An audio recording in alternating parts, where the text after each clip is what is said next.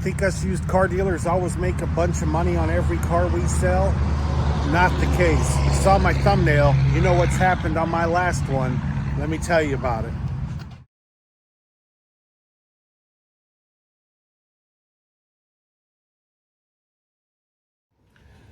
All right, you saw my thumbnail, so I'm pretty sure you know what's going to happen. I'm going to show you a loss, and it's probably the biggest loss that I have had this year. You know, all these guys that do YouTube, we want to talk about how great we are in the sales business, how much money we make on a car, and how it's not much work, and we bank thousands of dollars. And you know what? A lot of times that is true. And I sell, some people would call them junk cars. You know, my market is 5,000 and below. Occasionally I'll get one that's a little bit more money, or occasionally I'll do a consignment that's a little bit more money. But most of what I sell is in fact, you know, $3,000 to $5,000. And I sell those because there are so many more people that have $3,000 or $4,000, $5,000 to buy a used car than there are people that have 10. So for me, it works. And I generally get a pretty decent margin, and occasionally I get a home run. But let me tell you about this car, because this time that's not the case. So the car in reference was a 2008 Honda Accord. And looking back, I screwed this up on about 5 different levels. Also, my glasses are a little crooked, it looks like. Anyway, so I bought this Honda Accord from a lady that contacted me with a car to sell. And I went to her house, and the car was beside her house. It hadn't been driven in a while. She told me that she had gotten an estimate from a shop that said she needed a rack and pinion and something else, and that it was dumping power steering fluid onto the alternator and catching the car smoking real bad and things like that. Now, I couldn't start the car and listen to it at her house because they'd locked the key in and they didn't have the key out yet, and they were going to have somebody get in. Now, here's mistake number 1. I trusted her. And that's not saying she was a bad person, or she was lying, or she was this or that. I did not hear the car run. I overpaid for the car. I gave her $1,500. Then I spent some money and had it towed to my shop, and we fixed what was wrong with the car. One of the things that she said it needed was a rack and pinion. Well, because the shop's been busy enough, we didn't work on this car for like over a month after we bought it. But I had ordered the rack and pinion on Amazon because I'm frugal and it's a car lot car. So we got the car and it would not start.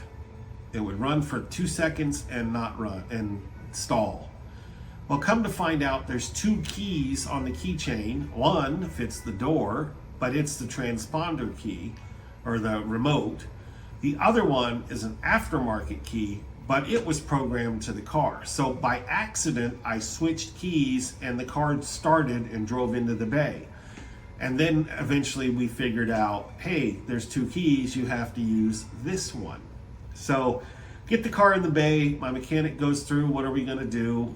We bought a new battery because it needed a battery, it needed a wheel bearing, and then he says, hey, this doesn't need a rack. He says, it's the power steering pump that's leaking. So we put a power steering pump on.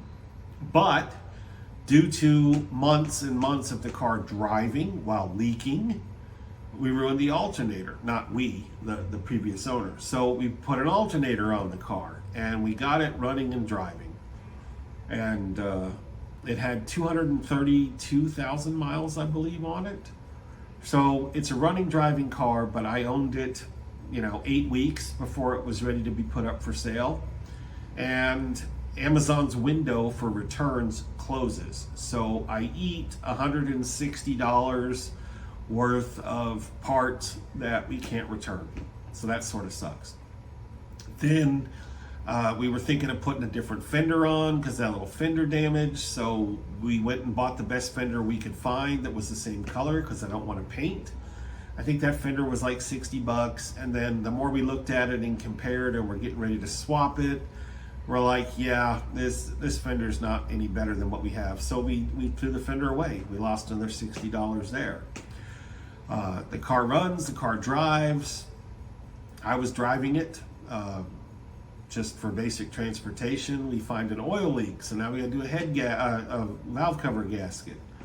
I drive this car for probably 2 weeks. It's up for sale for $3,000. I get out of it here at my shop. I slam the door, and the effing seat belt gets stuck in the latch. Can't get the door to open. Well, we tried pushing from the inside, the outside, tugging on it, sliding a screwdriver in there and trying to pop it, lifting up and down on the seatbelt material on the inside. People would mention to call a locksmith. Well, it wasn't a lock issue. It was the seatbelt material had wrapped itself around the latch, and you couldn't get the latch to release enough. So now we have a car that you either have to climb over to drive or Bo-Duke it through the window. For you younger people, when I say Bo-Duke, if you don't know who that is, there used to be this show in the 70s called The Dukes of Hazzard. They had that orange car with the 01 and the Confederate flag. They called it the General Lee. And they would, the doors were supposedly welded shut, so they would have to jump in and out from the doors of the car because it was a race car. So when I say Bo-Duke, that's what I mean. You had to jump through the window. I'm way too fat for that. So after all of this, not being able to get it open, it's got 232,000 miles on it. I'm done. I'm getting rid of it. So we put this car up for sale with this problem for $1,750. So you can guess where this is going. Let me show you my little breakdown of expenses, because it's not always fun. Okay, so let's start with the price of the car. I gave the lady $1,500 for this car. Right out of the gate, with the work that it needed and the mileage, I didn't estimate right where my margin could be. I overpaid $1,500 for the car. The next expense I had was my tow company. It was $160 from her house to my shop. Amazon was cheap. I spent like $20 and I bought replacement armrests because the material was all torn off of hers and it looked nasty. So those were only $20. Did it myself. We had to have our local emissions inspection, $1,850. And the car passed. I mean, it's a running, driving good car when we got the inspection done. The bill from my car lot to my shop was, $990. That included the fender that was $60 that we threw away and the $120 or $140 rack that we weren't able to use. So I'm hoping I find another Honda Accord of the same year that needs a rack, but that's probably just ate money. So that together is about $200 that I wasted, which sucks. It is what it is. Oh wait, as I look at my list, I see that the fender was actually a separate invoice. That was $60 from the recycler. So if you add all that up, my $1,500 car had $1,248.25 worth of repairs. So I think we know where this is going. Okay, so let's start with the price of the car. I gave the lady $1,500 for this car. Right out of the gate, with the work that it needed and the mileage, I didn't estimate right where my margin could be. I overpaid $1,500 for the car. The next expense I had was my tow company. It was $160 from her house to my shop. Amazon was cheap. I spent like $20 and I bought replacement armrests because the material was all torn off of hers and it looked nasty. So those were only $20. Did it myself. We had to have our local emissions inspection, $1,850. And the car passed. I mean, it's a running, driving good car when we got the inspection done. The bill from my car lot to my shop was, $990. That included the fender that was $60 that we threw away and the $120 or $140 rack that we weren't able to use. So I'm hoping I find another Honda Accord of the same year that needs a rack, but that's probably just ate money. So that together is about $200 that I wasted, which sucks. It is what it is. Oh wait, as I look at my list, I see that the fender was actually a separate invoice. That was $60 from the recycler. So if you add all that up, my $1,500 car had $1,248.25 worth of repairs. So I think we know where this is going. All right, so I say this just to show you the good, the bad, and the ugly. I make a decent living selling cars. I enjoy selling cars. I think I went maybe 6 months last year without a loss. This year I picked a series of crap cars that are causing losses left and right, but the only guy that I can blame is myself. I bought a Volvo XC90 from a no preview impound. I paid like $600 for it. It cost me another $400 to get it towed because they made the driver wait and they had to move other cars to get it and blah blah blah. So now I'm at $1,000. And then it didn't have a key. It was a no key car. Well, I didn't look the engine over close enough. If I did, I would have seen that belts and hoses were disconnected, the gallon of coolant in the back seat. It probably had a problem. And it had a dealer temporary tag on it from Louisiana. I mean, somebody just bought it and now it's abandoned. So I had to contact the dealer and spend $100 to get a key. And then I had to tow it to my friend's shop for him to program the key. So I had money in that. That was like $100. So I'm now at like $1,200. And he called like the next morning and I'm like, are you calling to laugh at me for buying this? Dude, he couldn't quit laughing. Yeah, he goes, this engine's no good. I'm not even gonna program it. So what did we do with this car? We sold it to a junkyard for $450. So that's like, almost an $800 loss on that car alone. And that's unlike me. I should have known better, but I didn't. Then I also bought from an impound a 08 Yukon. The ad said runs and drives.